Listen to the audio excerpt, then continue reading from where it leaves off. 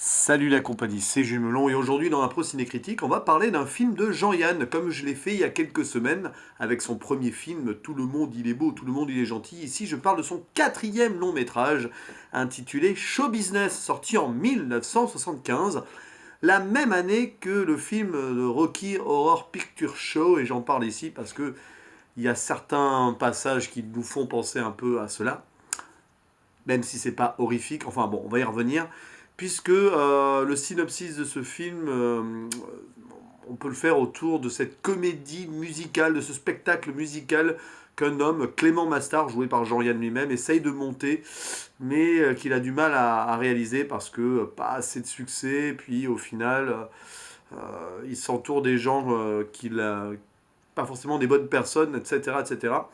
Et un beau jour, il décide de tout tenter pour réussir ce spectacle-là, quitte un petit peu à se compromettre. Et c'est un peu l'histoire de ce film, puisque de toute façon, son spectacle tourne autour du show business, d'où le titre du film. On commence ce film par la chanson Show Business, interprétée par Jean-Yann et écrite aussi par Jean-Yann. Voilà, ce producteur, ce monteur de spectacle, ce metteur en scène, donc, va tout faire pour réussir, quitte donc à mettre ses pieds là où il ne devrait pas. Et c'est un film sur l'opportunisme quelque part, mais aussi donc pour bien sûr décrier cette société-là, parodier, pasticher une société où tourne autour du profit et de la réussite. Jean-Yann adore ça, on sait à quel point il peut être acerbe dans ses films, et ici c'est un peu le monde du spectacle qui en prend pour son grade. Voilà, jusqu'où peut-on laisser son âme pour parvenir à tout prix à ses fins. Et c'est marrant parce qu'on peut aussi faire un parallèle avec Phantom of the Paradise de Palma, d'ailleurs, à ce niveau-là. Bref, on va pas commencer à faire des comparaisons. Alors pourquoi le Rocky Horror Picture Show? Parce qu'il y a certains moments dans certaines scènes, les costumes et tout m'ont fait penser à ça. Mais bon, et aussi à Phantom of the Paradise. Donc voilà, c'est l'époque, c'est les années 70, c'est un peu le burlesque qui est mis en avant et on peut imaginer que Jean-Yann il a surfé aussi. Donc il n'a rien surfé, même si ce film peut l'être un petit peu, on va y revenir, bref. Il a surfé sur cette vague et cette mode-là. Donc voilà, ce film j'ai bien aimé pour son côté acide et virulent, franchement. C'est ce que j'aime dans Jean-Yann, dans la filmographie de Jean-Yann, hein. C'est ce côté, on fait fi de toutes les conventions, on piétine tout sur son passage, et on se marre bien avec un humour noir profond. Et ici, l'humour est vraiment, vraiment noir et décadent.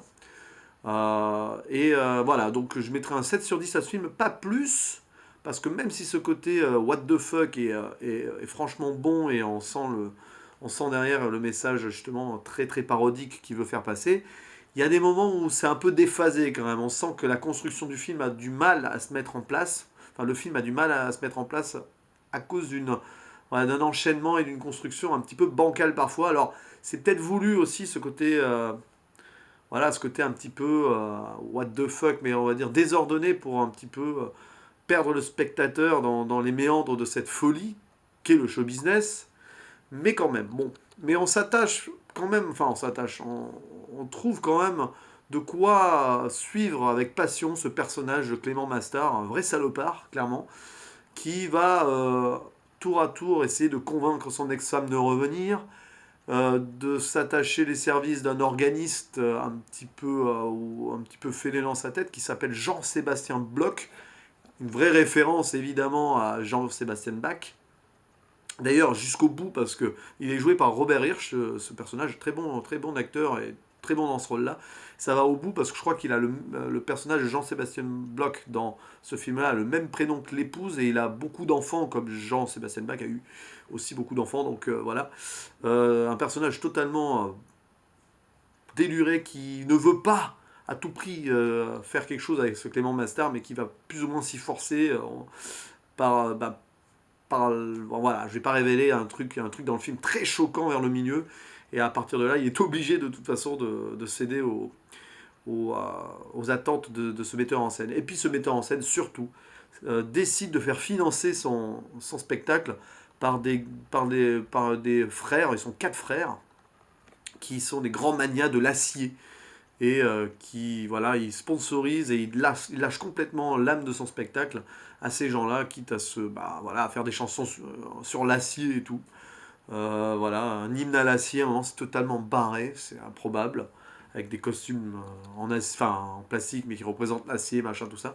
Là aussi, ça va foirer, donc du coup, après, il tente le tout pour le tout, il fait un truc autour du porno.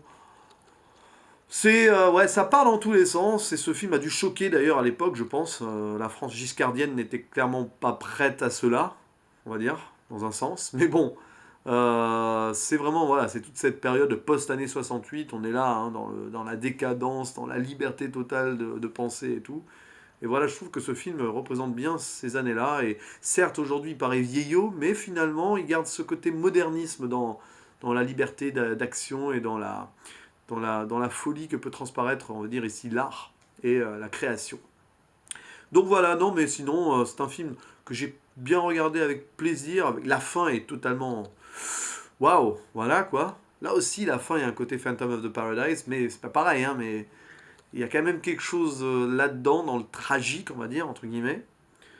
Et ouais, j'aime bien, franchement, ouais, la fin me fait mettre 7 sur 10 à ce film. J'ai pas voulu aller jusqu'au 8 parce que, bon, même j'étais plus près du 6 avant, mais la fin m'a vraiment convaincu et c'est vraiment un bon film. Voilà, les acteurs sont vraiment bons aussi. On y retrouve donc Jean-Yann, toujours avec ce côté, voilà, ce personnage un peu qui se moque de tout et un petit peu borderline vers. Bon, ici, il n'est pas borderline, il est carrément dans la. On va dire. Dans le mauvais esprit et j'essaye de profiter de tout ce que j'ai autour de moi pour arriver à mes fins. Donc Robert Hirsch, on en a parlé. Alors il y a aussi Georges Belair, voilà, qui était acteur de théâtre mais aussi présentateur à la télé, il me semble. Enfin, moi je l'avais découvert comme ça. Il y a aussi, ouais, il y a Paul Le Person, ouais, on dit Le Person, Le Person, je ne sais pas, qui est un acteur qu'on voyait pas mal dans les seconds rôles, qui joue ici l'un des frères Maniane d'Acier, etc., etc. Bon, et puis bon, des acteurs secondaires de l'époque, qu'on n'a plus trop revus après.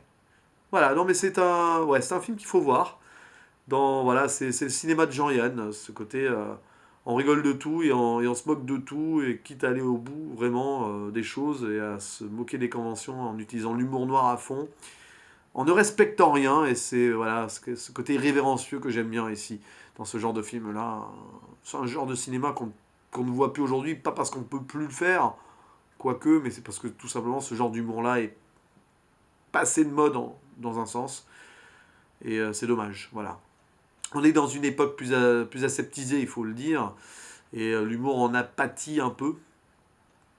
Et ce genre de film-là, bah, c'était vraiment quelque chose d'assez choc à l'époque. Aujourd'hui, de toute façon, rien ne peut choquer, donc à quoi bon, hein. Enfin bon, on va pas faire un petit débat là-dessus. C'est une autre époque, ça a plus de 40 ans, et il faut accepter que cela soit déjà du passé, hein. Allez, à la prochaine. Ciao.